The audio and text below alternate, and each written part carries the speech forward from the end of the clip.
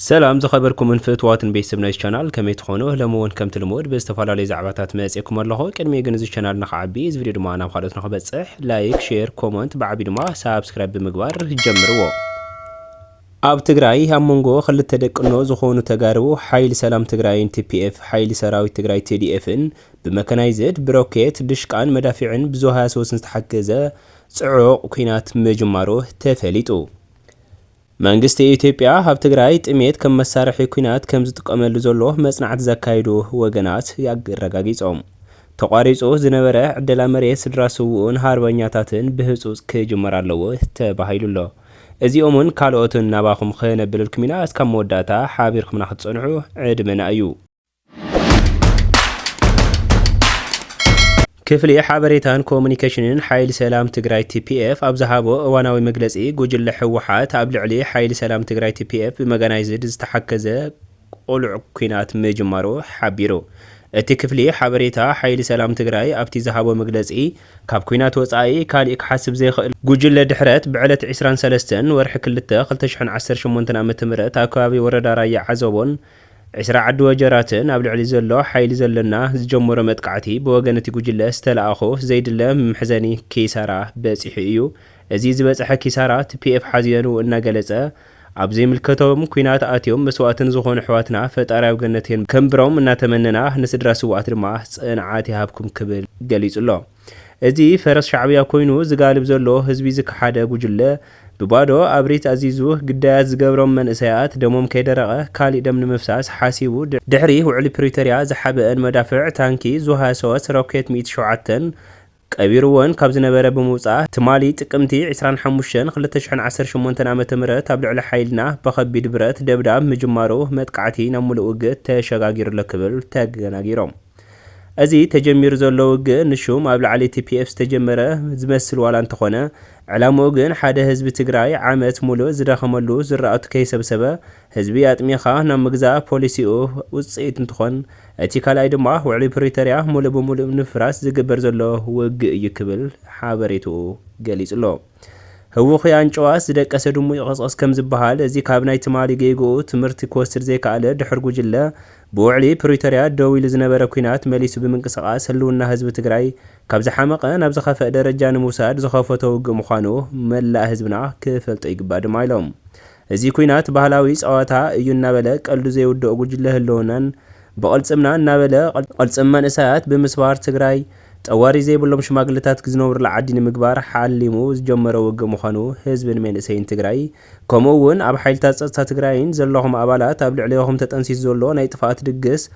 ወራዲ መርዓ ዘይብሉ መርዓዊ ኮይኑ ንኽዛዘም እምቢ ንኩናት እምቢ ንልኡኽ ሻዕብያ ብምባል ኣንጻር እዚ ዓድን ህዝብን ስእነና ቆሪጹ ተላዒሉ ዘሎ ኾዳሚ ናይ ጥፋኣት ሓይሊ ክትለዓሉ TPF ጻዊዒቱ የቕርብ። እቲ TPF ናብ ዝቋፀሮም ከባቢታት ብሰለስተ ኣቅጣጫ ጉዕዞ ጀሚርክን ዘለኽን ኣርምታት 33 43 44 ኣባላት ኣብ ቅድሚያኹም ዝጽበየክን ዘሎ ናይ ሰላም ትዕግስቱ ተመጢጡ ህዝባዊ ልኡኽ ብጅግንነቱ ንምፍጻም ተዳልዩ ዘሎ ናይ ትግራይ ሓይሊ ሰላም TPF እዩ። ስለዚ ሕዚ እውን ናይ ትማሊ ዝፈሰሰ ደም ከይደገም ዝተፈላለዩ ኣማራጽታት ተጠቒምኩም ካብቲ ደመኛ ውግእ ንባዕልኹም ክተግልሉ TPF ደጊሙ ጻዊዒቱ ይቐርብ። ኣብ መወዳእታ እቲ ውዕል በዓል ብጽሒት ፌደራል መንግስቲ ንዋና መደራደሪ ሕብረት ኣፍሪካ ኣብ ውዕሊ ፕሪቶርያ ተዓዘብቲ ዝነበርኩም መንግስታት USAን ሕብረት ኣውሮፓን ውዕሊ ፕሪቶርያ ተኸሲደው ካብ ምግባር ጀሚሩ ህዝቢ ትግራይ ብተናጻሪ እፎይ ዝበለሉ ብዙሓት ቀየርቲ ውዕላታት ዝተፈረመሉ ዋላ እኳ እንተኾነ እቲ ውዕል ዝፈረመ ጉጅለ ውድብ ከይደሓነት ተመዛባላይ ምለስን ዝብል ኣብቲ ውዕል ዘየለ ዓንቀጽ ሒዙ ብምንትዕነቓፍ ፌደራል መንግስቲ እውን ናይ ባዕሉ ገዛ ዕዮ ከም ዘይፍጽም ጀሚሩ ነቲ ንባዕሉ ህልውንኡ ዝጥፍአ ሕጊ ኣልቦ ዝኾነ ጉጅለ ኣሽሩሩ ብምባሉ ውዕሊ ፕሪቶርያ ብተደጋጋሚ እናጠሓሰ ናይ ልቢ ተሰሚዕዎ ሕዚ ብኸቢድ ብረት ተሓጊዙ ናይ መወዳእታ ዝብሎ ውዕሊ ፕሪቶርያ ናይ ምፍራስ ናይ ሕጊ ጥሕሰቶ ኣትዩ ኣሎ። ስለ ዝኾነ እዚ ሕጊ ዘይገዝኦ ጉጅለ ህዝቢ ትግራይ ተመላሊእዎ ከይጠፍእ ኣብ ልዕሊ ውዕሊ ፕሪቶርያ ጥሒሱ ኣብ ዘሎ ሓይሊ ጥራሕ ፈሊኻ ኣድላይ ዝበሃል መስተኻኸሊ ክውሰድ ናይ ትግራይ ሓይሊ ሰላም ጻዊዒት ይቐርብ ክብል ሓድሽ ዘውፅኦ መግለጺ እዩ። ንልዕሊ ሓደ ሰዓት ዝጸንሐ ደብዳባት ኩሉ ዓይነት ከቢድ መሳርያ ኣብ ናይ ጎረቤት ክልል ዓፋር ቦታታት እዩ ዓሊቡ ኣብ ማሕበረሰብ ሃፍትን ዓፋርን ዝበፅሐ ጉድኣት ንሰምዕ ኣብ ልዕሊ ሰራዊት ግን ዛጊድ ዝበፅሐ ጉድኣት የለን ታርጌቱ ዝስሓተ ደብዳብ ወይ ድማ ተኹሲ እዩ ነይሩ ዝበሉ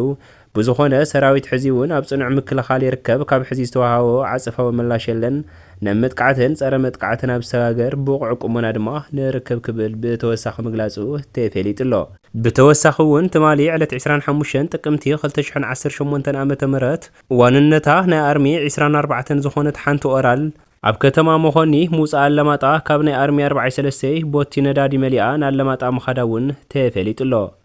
ትማሊ ጥራሕ 3 ኦራላት ፋኖ ካብ መኾኒ ነዳዲ መሊአን ናብ ከተማ ኣለማጣ ከም ዝኸዳ ገሊጹ ኣሎ ይኹን እምበር ኣብ ኩናት እምበር ኣብ ሰላም ክነብሩ ዘይኽእሉ ብዝፈጸምዎ ገበን ንተሓታትነት ዝፈርሑ መራሕቲ ደመኮር ትእዛዝ ጎይቶኦም ብምቕባል ውግእ ቡሬ ዓሰብ ንኣንፈቱ ናብ ትግራይ ብምግባር ንሻዕብያ ንምድሓንን ወሲኖም ኣብ ምንቅስቓስ ይርከቡ ተባሂሉ ነዚ ወጢኖምዎ ክዕንቅፈናን ከፍሽለናን ይኽእል ኢሎም ዝፈረጅዎ ሓይሊ ሰላም TPF በቀዳምነት ክውቃዕ ከም ዘለዎ ኣብ ውሳነ መብጽሕም እውን ተፈሊጡ ኣብዚ ሰለስቲ ዝፈጸሙ ትንኮሳን ዝተኻየደ ልውውጥ ተኹስን ኣካል እዚ ትልሚ ሻዕብያ እዩ ነዚ ትልሚ ሻዕብያን ንምፍጻም ሓሽከር ደመኮር ኣብ ውስናት ወጀራትን ራያን ሓይልታቱ የዋፍርን ከቢድ ብረት የቐምጠን ከም ዘለውን እናተነገረ ጸኒሑ ነይሩ ብዕለት 24 ጥቅምቲ 2018 ዓመተ ምህረት ኣብ ወሰናት ወጀራትን ራያን ሓይልታቱ የዋፍር ከም ዝነበረውን እናተገለጸ መጽንሑ ይዝከር እዩ ወጀራት ሰንዓለ ሓድሽ ዘእተወ ሓይሊ ብዝምልከት ካብዚ ቦታታት ወሲኾም ኣለዉ ሎሚ ገምጋምና ወዲና ኢና ደጊም ናብ ውግኢና ዝበለ ጆን መዲድ ነቲ ዝውልዕዎ ውግእ ዝመርሕን ብጆን መዲድ ዝምራሕ ኮማንድ ሰራዊት መኾኒ ካብ ዝዕርር ካልኣይ መዓልቲ ሒዙ ከም ዘለውን ተፈሊጡ ተቋሪጹ ዝነበረ ዕደላ መሬት ስድራ ስውኡን ሃርበኛታትን ብህጹጽ ክጅመር ኣለዎ ተባሂሉ ግዚያዊ መንግስቲ ምምሕዳር ክልል ትግራይ ኣብ ዝሃቦ መግለጺ መሬት ሃርበኛታትን ስድራ ስውእ ሃርበኛታትን ዝምልከት ቅድም ኢሉ ብዞባታት ወረዳታትን ከተማታትን ምስ ኮሚሽን ሃርበኛታትን መዳርግቲ ኣካላትን ብምንባብ ዝካየድ እንተይኮነስ ብዘይ ምኽኣሉ ኣካይዳ ምዕደል ምጽንሑን ኣብ ኣፈጻጽምኡ ብዙሕ ናይ ኣግባብነት ፍትሓውነት ጽሬት ጉድለት ምህላው ብምርግጋጽ ምዕዳል ጠጠው ክተብሉ ብዕለት 17 ወርሒ 8 2017 ዓመተ ምህረት ብቁጽር ደብዳቤ ብ28722 እዝባር 84 ብተወሳኺ ዕደላ ጠጠው ኣቢልኩም ዘካየድክምዎ ዕደላ መሬት ናይ ዝተዓደሉ ሃርበኛታትን ስድራ ስውእ ሃርበኛታትን ሽም ዝርዝር ብዘባ ምምሕዳር ተማኺሉ ኣብ ውሽጢ 15 መዓልትታት ናብ ቤት ጽሕፈት ፕረዚደንት ግዚያዊ ምምሕዳር ትግራይ ክትልእኹ ብዝብል ብዕለት 8 ወርሒ 12 2017 ዓመተ ምህረት ብቁጽር ደብዳቤ ዲ9712 እዝባር 84 መጽሓፍና ዝዝከር ኮይኑ እቲ ዝተባሃለ ዝርዝር ብግዚኡ ክትልእኹ ብዘይምኽኣልኩም ናይ መሬት ተጠቃምነቶም ዘየረጋገጸ ሃርበኛታት ስድራ ስውእን ሃርበኛታትን ዓብይ ምንግልታዕ ይበጽሖም ከም ዘሎ ተረዲና ኣለና ክብሉ እዚ ንምስትኽኻል እቲ ዘቋረጸ ዕደላ ብልዑል ጥንቃቐ ክትቕጽልሉ ምስኡ ጎናውን ጎኒ ካብ ዝጅመር ክሳብ ሕዚ ዝዓደልክሞ መሬት ሃርበኛትን ስድራ ስውእን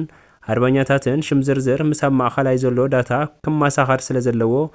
ብዘባ ምምሕዳር ተማኺሉ ካብዚ ደብዳቤ ዝተጻሕፈ ልዕለት ጀሚሩ ኣብ ውሽጢ 10 መዓልትታት ናብ ቤት ጽሕፈት ፕረዚደንት ክትልእኹ ንፍልጥ ክብሉ ምግላጾም ተፈሊጡ ኣሎ መንግስቲ ኢትዮጵያ ኣብ ትግራይ ጥሜት ከም መሳርሒ ኩናት ከም ዝጥቀመሉ መጽናዕቲ ዘካየዱ ወገናት ኣረጋጊጾም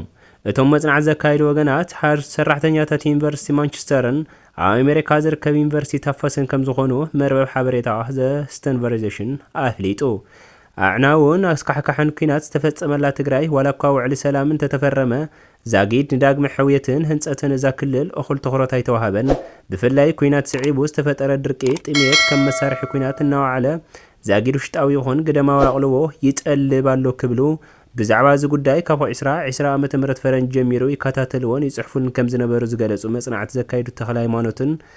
ሃይማኖትን ወልደ ሚካኤልን መምህር ኣብ ዩኒቨርሲቲ ማንቸስተርን ብርሃነ መዝገቦን ሪሰርቸር ኣብ ዩኒቨርሲቲ ታፈስን በዓላቶም መሰኻኽሪ ዓይኒ ምዃኖም ገሊጾም እዞም ምሁራን ፋውንዴሽን ሰላም ዓለም ኣብ